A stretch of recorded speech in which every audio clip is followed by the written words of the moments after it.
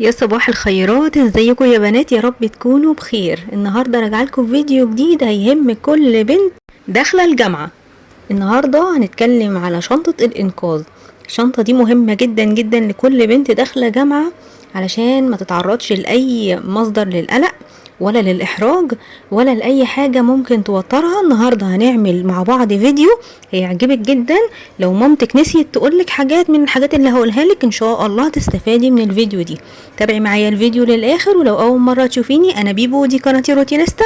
عايزاكي بقى لو استفدتي من الفيديو لايك واشتركي في القناة وفعلي الجرس على الكل علشان تشوفي كل جديد بقدمه هنا في القناة. ويلا بينا نبدأ الفيديو. تخيلي بقى ان احنا بنفتح الشنطة دلوقتي وبفرجك على محتويات الشنطة واحدة واحدة. اول حاجة لازم يكون معاكي قصافة، لان في بنات كتير قوي ضوافرها بتتكسر منها وبتبقى محتاجة قصافة، او بتطلع ودنة كده بتتعور منك ولازم انك انتي تظبطي ضوافرك كده بالقصافة. كمان يبقى معاكي مبرد احتياطي اكيد هتحتاجيه. كمان لازم يبقى معاكي لزق بتاع الجروح يعني احتياطي، عشان لو حسيتي انك انتي اتخربشتي ولا اي حاجة حصلت او اتجرحتي لاي سبب من الاسباب يبقى معاكي لزق جروح. يبقى معاكي ابرة وخيط اي لون تحبيه علشان خاطر ينقذك في اي موقف ممكن محرج يحصل معاكي. البنطلون اتنتش او اتقطع او البلوزة، اي موقف يحصل معاكي لازم يبقى معاكي ابرة وخيط.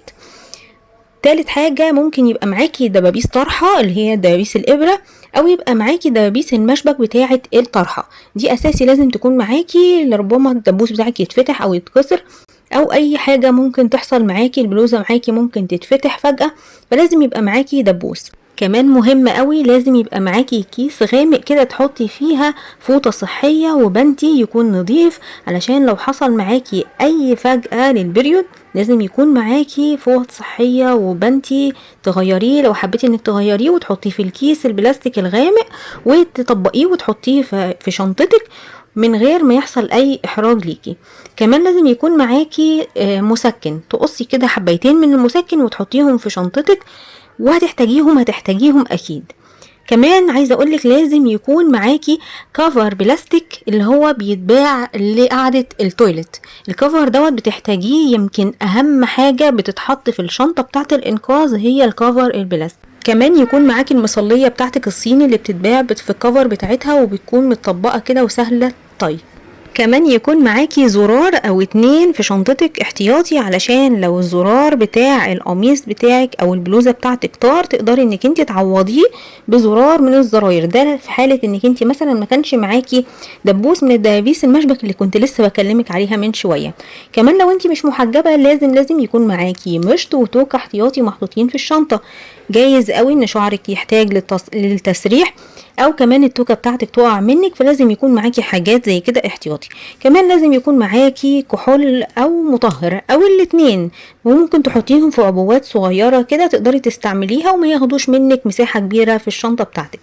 كمان لازم يكون معاكي وايبس. بصراحة الوايبس من الحاجات اللي ما نقدرش نستغنى عنها ابدا، وخصوصا في الاماكن اللي ما بيكونش فيها تويلت. فبنحتاج للحاجات دي علشان نقدر ان احنا نغسل ايدينا او ننظف ايدينا ونطهرها. كمان خلي دايما معاكي فلوس احتياطي في شنطتك على جنب. الفلوس دي بتاعة الطوارئ، ممكن تروحي اي مكان وما تعرفيش تركبي، ممكن تروحي اي مكان وتتوهي فهتحتاجي ساعتها انك انت تركبي تاكسي، ولازم يكون معاكي فلوس كويسة تأمن لك المشوار بتاعك للبيت. وبكده اكون قلتلك على كل محتويات شنطة الانقاذ بتاعتي اللي هتنفعك في اي حتة واي مكان تروحيه. ما تحتاجيش تطلبي حاجة من حد، ما تحتاجيش انك انتي حد يغطيني، حد يداريني، حد يديني حاجة تنقذني. انتي تقدري تكفي نفسك بنفسك. اتمنى تكوني استفدتي من الفيديو، وان شاء الله مستقبل سعيد يا رب. اشوفكم على خير وسلام عليكم، وما تنسوش اللايك.